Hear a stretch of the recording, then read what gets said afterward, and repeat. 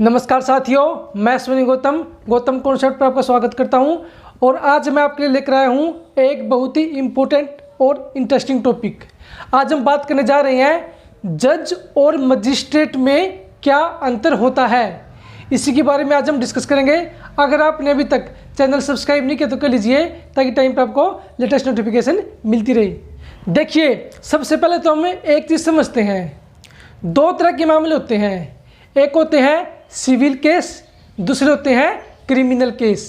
Civil case को हम हिंदी में बोलते हैं व्यवहार विधि मामले और उर्दू में बोलते हैं दीवानी मामले। वहीं पर क्रिमिनल केस को हिंदी में बोलते हैं दंडिक मामले और उर्दू में बोलते हैं फौजदारी मामले। आपने ये फौजदारी मामले और दीवानी मामले अक्सर कई बार सुने होंगे। तो चलिए सबसे पहले हम बात करते हैं सिविल केस के बारे में।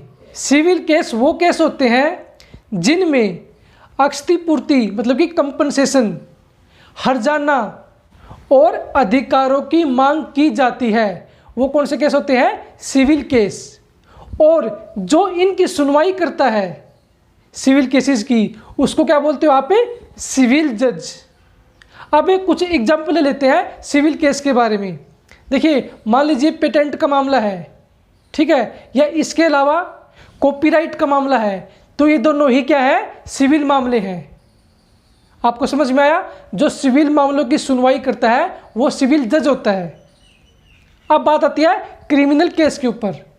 क्रिमिनल केस या फौजदारी मामले वो मामले होते हैं जहां पर आप अपराध के लिए दंड की मांग करते हैं, और जो इनकी सुनवाई करता है उसको क्या बोला जाता है?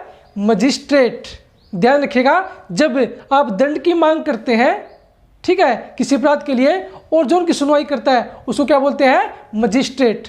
अब आप एक एग्जांपल ले लीजिए। मान लीजिए आपके घर पे किसी ने कब्जा कर लिया, ठीक है, तो आप गए कोर्ट। आप क्या बोलोगे कि जी इस व्यक्ति ने मेरे घर पे कब्जा किया है, इसको जेल होनी चाहिए। तो आप यहाँ पे अपराध के लिए सजा की मांग कर रहे हैं। तो ये कौन सा केस बना? ये फौजदारी मामला बना या क्रिमिनल केस बना। लेकिन इसका एक दूसरा पक्ष भी है। देखिए, किसी ने आपके घर पर कब्जा किया, तो आप कोर्ट गए, आपने कहा जी इसने मेरे घर पे कब्जा किया है, पहले तो मेरा घर इसके चंगुल से छुटवाया जाए, ठीक है जी। दूसरा, जितने समय ये मेरे घर रहा है तो उसकी क्षतिपूर्ति या कंपनसेशन मुझे दिलाया जाए, ठीक है जी।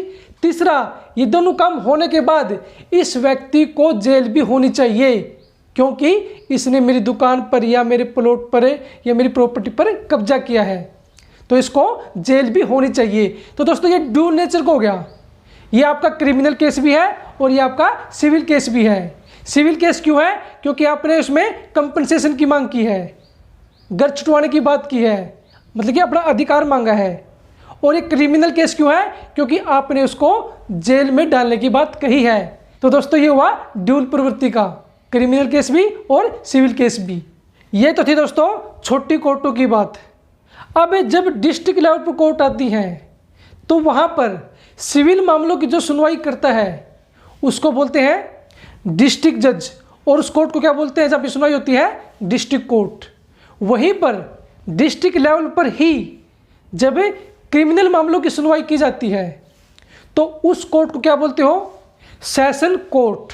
और जो जज उनकी सुनवाई करता है क्रिमिनल केस की, उसको बोलते हो आप सेशन जज। ये बात भी आपको याद रखनी चाहिए। साथियों, अब आपके दिमाग में एक चीज़ आ रही होगी कि आपने यहाँ पे मजिस्ट्रेट वर्ड का यूज नहीं किया, आपने दोनों मामलों में जज ही बोला है।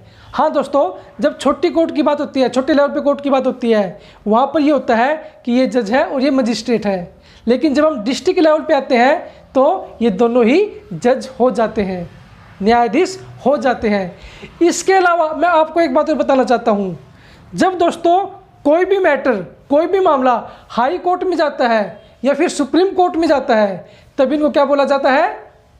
न्यायमूर्ति, जस्टिस। जैसे कि जो इस समय भारत के चीफ जस्टिस हैं, उनका क्या नाम है? जस्टिस शरद अरविंद बोबड़े। यहाँ पर हम जज नहीं लगाएंगे, क्या लगाएंगे? जस्टिस, न्यायमूर्ति। तो साथियों, मुझे उम्मीद है आपको समझ में आ चुका होगा कि जज और मजिस्ट्रेट में क्या अंतर है। अगर फिर भी आपकी कोई क्वेरी है तो आप कमेंट बॉक्स में जाकर पूछ सकते हैं। आज के लिए इतना ही। Thank you, have a nice day.